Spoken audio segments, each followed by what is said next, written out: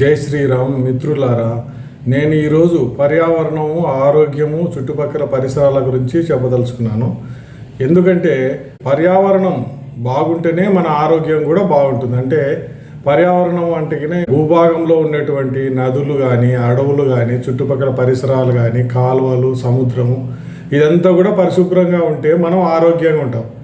ఏ ఒక్కటి కూడా కలుషితమైన కూడా మనం అంతా కూడా అనారోగ్యం బారిన పడతాము. ఎక్కువ వ్యాధులు మనకు వ్యాపింపజేస్తాయి.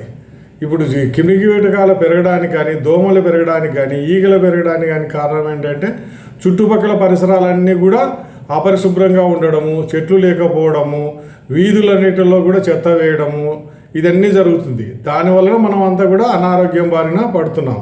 అది తెలుసుకోకుండా చాలామంది ఏంటంటే ఇప్పుడు చదువుకున్న వాళ్ళు, లేకుంటే ఎక్కువ డబ్బులు ఉన్న వాళ్ళు, ఎక్కువ హోదా కలిగిన ఉద్యోగం చేస్తున్న వాళ్ళు, ఎక్కువ వయసు ఉన్న వాళ్ళు, అంటే పదవీ విరమణ చేసిన వాళ్ళు అనుకోండి, అంటే పెన్షన్ తీసుకుంటున్న వాళ్ళు కానీ ఏమాత్రం కూడా పర్యావరణం గురించి పట్టించుకోవడం లేదు.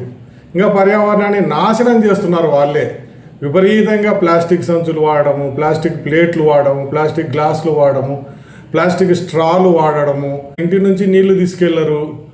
ఈ నీళ్లు తీసుకుపోవడం వల్ల ఏమవుతుంది, ఎక్కడెక్కడో ప్రయాణం చేసేటప్పుడు అక్కడ వాళ్ళు ఉండే ప్రదేశంలో ప్లాస్టిక్ నీళ్ళ సీసాలు కొంటారు, వెంటనే విసిరేస్తారు. రైల్లో పోతూ ప్లేట్లు విసిరేస్తున్నారు, తర్వాత ఇట్లా ప్లాస్టిక్ గ్లాసులు, ప్లాస్టిక్ సీసాలు విసిరేస్తారు. అది నదిలో పడవచ్చు, కాలువలో పడవచ్చు, లేకుంటే పచ్చిక మైదానంలో పడవచ్చు, ఎక్కడైనా పడవచ్చు. ఇదంతా కూడా కాలుష్యమే. అవి ఎక్కడికి పోవు, వేల సంవత్సరాలు భూమి మీద అట్లనే ఉంటాయి. అంటే వందల సంవత్సరాల తర్వాత విచ్ఛిన్నం కావచ్చు, కానీ భూమిలో కలిసిపోవడానికి మాత్రం వేల సంవత్సరాలు పడుతుంది.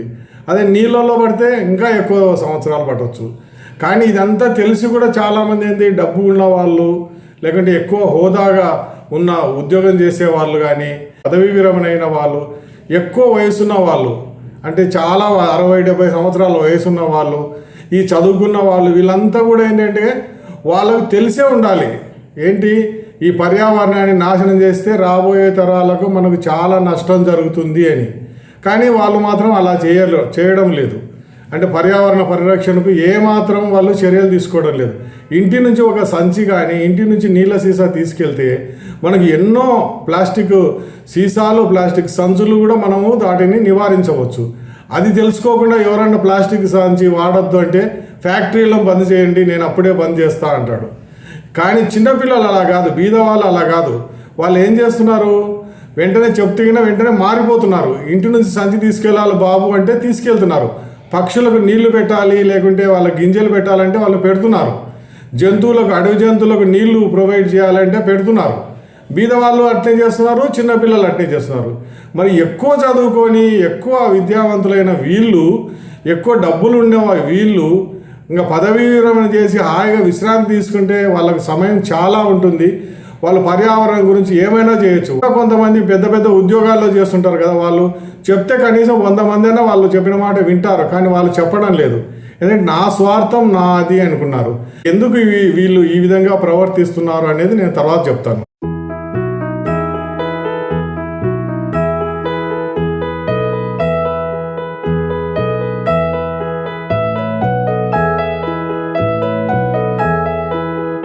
ముందుగా నేను మన దేశంలోని చిన్నపిల్లలు పర్యావరణం గురించి ఎలా పాటుపడుతున్నారు అనే విషయం గురించి చెప్తాను. పిల్లలు పెద్దగా స్వార్థంతో ఉండరు, కలుషితం లేని మనసుతో ఉంటారు, తర్వాత నిర్మలంగా ఉంటారనమాట. వాళ్ళు ఏదైనా చెప్తేనా వెంటనే గ్రహిస్తారు. ఇప్పుడు పక్షులకు ఆహారం పెట్టండి అంటే తీసుకుపోయి రోజు కొద్ది గింజలు ఎక్కడో చోట పెడతారు. ఇది కుక్కలకు ఆహారం పెట్టండి అన్నారనుకోండి, తీసుకుపోయి కొద్దిగా రోజు కుక్కలకు ఆహారం పెడతారు. అలాగే అడవి జంతువులకు ఏదన్నా ఆహారం పెట్టారంటే కొంతమంది వాళ్ళ వాహనంలో వెళ్ళి ఎక్కడికి, అడవిలోకి, ఎక్కడన్నా కోతులు కానీ ఇంకా వేరేటి ఏమన్నా అడవి జంతువులకు అక్కడ అడవిలోకి అరటిపళ్ళు పెద్దగా తీసుకెళ్ళి పెడుతుంటారు. ఇంకా కొంతమంది భోజనం వండుకొని తీసుకుపోయి అక్కడ కుక్కలకు, వీధి కుక్కలకు పెడుతున్నారు. ఇంత చేస్తున్నారు కదా చిన్నపిల్లలే. అంటే మన వంతుగా, అంటే మనకు పెద్దగా ఆదాయం లేకపోయినా, పెద్ద వయసు లేకపోయినా, పెద్దగా తెలివి లేకపోయినా ఇంత పర్యావరణం గురించి పాటుపడుతుంటారు. ఇంకా చాలామంది పిల్లలు ఏంటంటే విత్తనాలను ఉండలుగా చేసి ఎక్కడంటే అక్కడ రోడ్డు పక్కన పడేసి పోతుంటారు అన్నమాట. వర్షాకాలంలో ఆ గింజలు మొలకెత్తి ఏదో పెద్ద వృక్షాలు కావచ్చు అనే ఉద్దేశంతో వాళ్ళు అలా చేస్తుంటారు. ఎక్కువ చెట్లు నాటడం కానీ, వీళ్ళు గుంతలు తవ్వడం కానీ, ఇవన్నీ కూడా చిన్నపిల్లలు ఎక్కువ పాటుపడుతుంటారు. పర్యావరణం గురించి అంటే వారు రాబోయే తరానికి మేము మా వంతు కృషిగా చేస్తున్నాము అని. ఏదైనా చెరువును తవ్వాలి, లేకుంటే ఇంకోటి ఏదైనా దేవాలయం శుభ్రం చేయాలి, ఇంకా ఏదైనా చేయాలన్నా కూడా పిల్లలు ముందుంటున్నారు. మరి పెద్దవాళ్ళు ఎందుకు ఉండడం లేదు, ఉద్యోగస్తులు ఎందుకు ఉండడం లేదు, వాడికి పర్యావరణం గురించి డబ్బు ఎందుకు ఖర్చు పెట్టడం లేదంటే వాళ్ళ స్వార్థం అన్నమాట. ఉదయం లేచిన నుంచి లంచంతో ఏ విధంగా కోట్లు సంపాదించాలి, ఇదే వాళ్ళ ఉద్దేశం అన్నమాట. చాలామంది ఈ మధ్య చూశారు కదా, water supply and sewage board general manager అంట, అంత పెద్ద పదవిలో ఉండి కూడా ఆయన లంచాలు తీసుకుంటూ పట్టుబడితే ఆయన ఇంట్లో కోట్ల రూపాయలు నగదు, కోట్ల రూపాయలు విలువైన బంగారు, వెండి ఆభరణాలు, ఇంకా ఏంటియో దొరికాయి.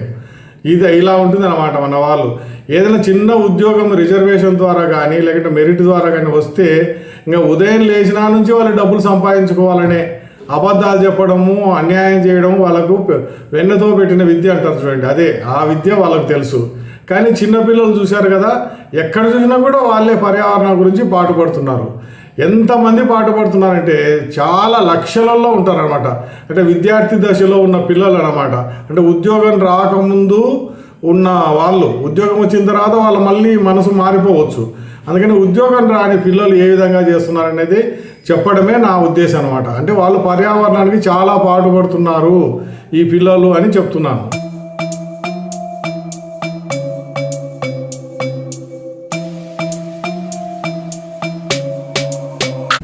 ఎక్కువ డబ్బులున్న వాళ్ళు, ఎక్కువ హోదా ఉన్న ఉద్యోగం చేస్తున్న వాళ్ళు, వీళ్ళంతా కూడా లంచాలు, దొంగతనాలు ఇవన్నీ చేస్తుంటే చిన్నవాళ్ళు అంటే మధ్యతరగతి వాళ్ళు, బీద వాళ్ళు అంటే వాళ్ళకి ఆకలి విలువ తెలుసు కాబట్టి పక్షులకు ఆకలి ఉంటుంది, జంతువులకు ఆకలి ఉంటుంది. ఈ రెండు కూడా ఏంటి, ఆకలి అయినప్పుడు కోపం వస్తుంది కాబట్టి అవి మన మీద దాడి చేస్తాయి. చిన్నగా విసిగించినా కూడా మన మనుషుల మీద అవి దాడి చేయొచ్చు.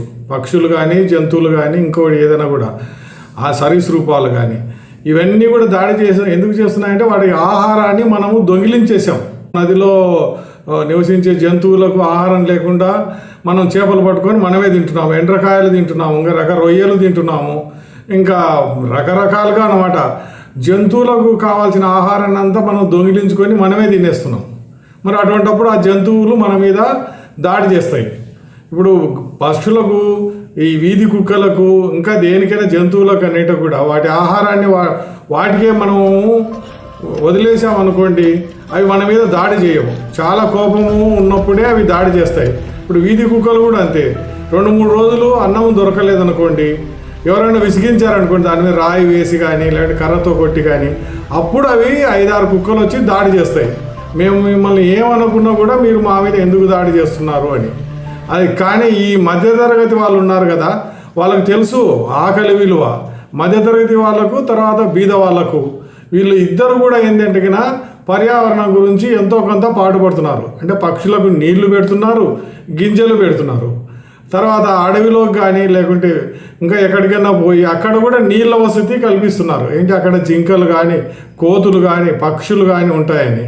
తర్వాత మనకు ఊర్లలో కుక్కలు ఉంటాయి, వీధి కుక్కలు. ఆ కుక్కలకు ఆహారం ఎవరు పెట్టాలి? మనమే పెట్టాలి. అవి ఎట్లా బతుకుతాయి మరి? ఎక్కడో ఒకడు అంటాడు, వానికి అసలు బుద్ధి ఉందో లేదో నాకు అర్థం కాదు, కుక్కలను అన్నీ తీసుకుపోయి ఊరు చివర వదిలిపెట్టాలంట. ఊరు చివర వదిలిపెడితే అవి ఎట్లా బతుకుతాయి? కుక్కలు మనిషికి ఎప్పటి నుంచే స్నేహంగా ఉన్నాయి అన్నమాట. అంటే మనుషులు, కుక్కలు రెండు కూడా సహజీవనం చేస్తుంటారన్నమాట. అందువలనే మనం తినేటప్పుడు ఒక ముద్ద ఆహారాన్ని ముందుగా కుక్కలకు పెట్టేవాళ్ళు. అంటే పల్లెటూళ్ళలో. ఇప్పుడు అన్ని పట్టణాలు ఎక్కువ అయిపోయినాయి కదా, ఆ ఆచారం పోయిందన్నమాట. కుక్కకు తలా ఒక ముద్ద వేస్తే కానీ ఆ కుక్క ఆకలితో ఉండకుండా హాయిగా ఉంటుంది. అట్లా కాదు, ఎవరు అన్నం పెట్టలేదు అనుకోండి, దానికి కోపం వచ్చేస్తుంది. అన్నం పెట్టకపోగా మళ్ళీ ఏంది, దాని మీద దాడి చేస్తారు. ఇప్పుడు పక్షులకు నీళ్లు పెట్టమంటే అదేం పెద్ద ఖర్చుతో కూడుకున్నదా? చిన్నపిల్లలు కానీ, బీదవాళ్ళు కానీ పెడుతున్నారు. మరి మిగతా వాళ్ళు ఎందుకు పెట్టడం లేదంటే అదే అన్నమాట. నాకు పర్యావరణం అంటే పట్టింపు లేదు. ఏమన్నా చెప్తే కానీ ప్లాస్టిక్ సంచులు వాడొద్దంటే ఫ్యాక్టరీకి పోయి నువ్వు చెప్పు బంద్ చేసి.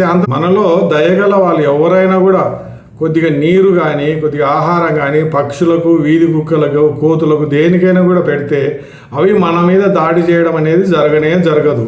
మనం ఏమీ చేయకుండా వాటిని తమాషా చేద్దామని ఏదో రాళ్ళతో కొట్టడం కర్రలతో కొట్టడం ఇవన్నీ చేస్తే మన మీద దాడి చేస్తున్నాయి, కానీ అంతవరకు అవి మౌనంగానే ఉంటాయి, మనతో స్నేహంగానే ఉంటాయి. ఈ విషయం మనం గమనించాలి.